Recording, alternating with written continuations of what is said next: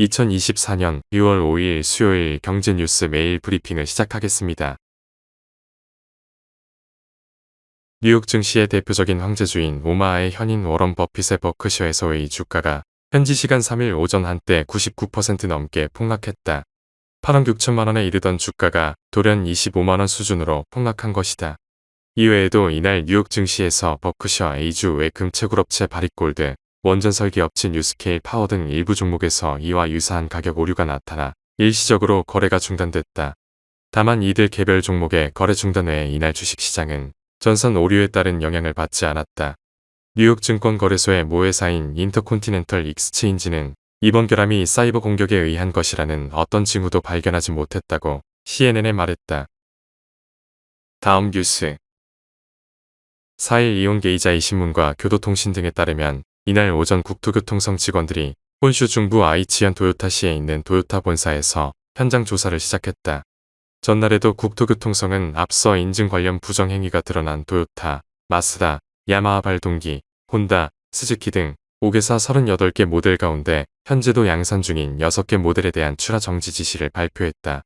니케이는 조사 결과 부정행위가 악질적인 것으로 판명되면 인증 취소 행정 처분이 내려질 가능성까지 있다고 보도했다.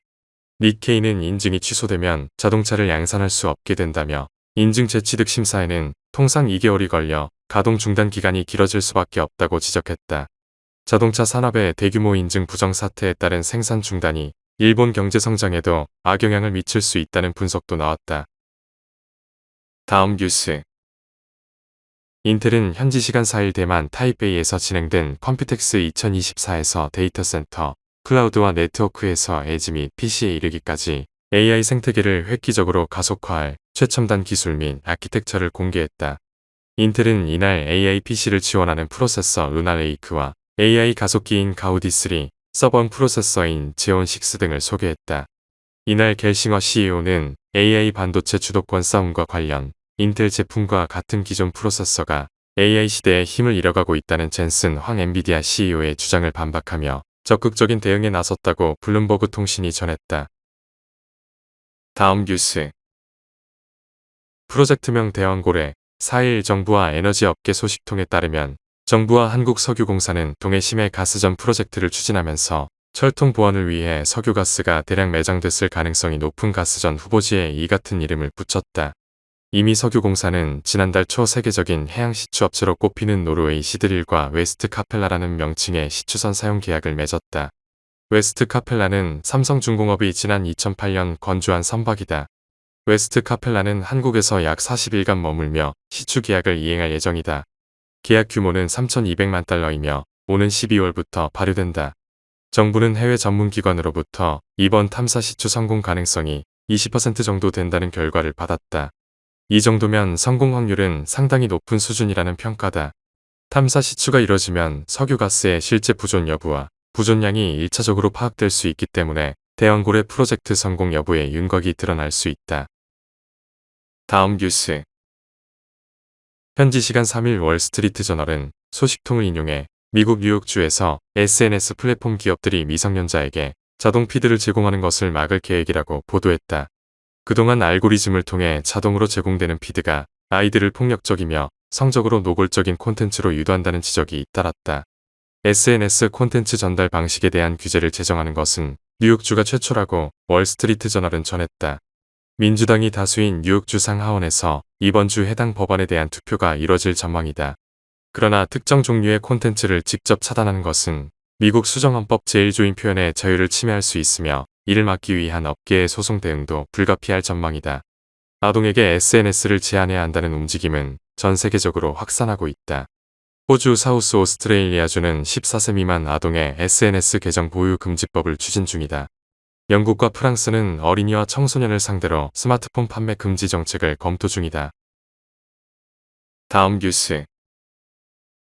SM 엔터테인먼트 주가가 급락했다. 4일 SM은 전 거래일보다 7,300원 내린 81,900원에 장을 마쳤다. 장 초반 전날 수준에서 보합을 유지했던 주가는 장중 99,900원까지 오르기도 했다.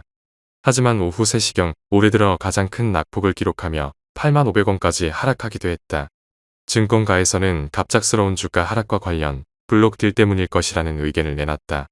하이브는 지난달 28일 투자 자산 관리 효율화라는 목적으로 지분 일부를 블록 딜 방식으로 처분한 바 있다. SM은 이 내용을 이날 공시했다. 하지만 SM의 공시가 장 마감 후 나왔던 터라 주가 급락의 직접적인 원인이 아니라는 의견도 나왔다.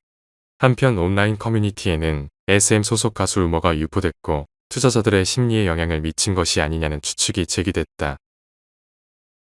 다음 뉴스. 4일 금융투자업계 등에 따르면 국외 사모펀드 모건 스탠리 프라이빗 에쿼티는 모니리자의 대주주인 MSS 홀딩스 지분 100%를 4천억 원의 APP에 매각하는 내용의 주식 매매 계약을 이날 맺었다.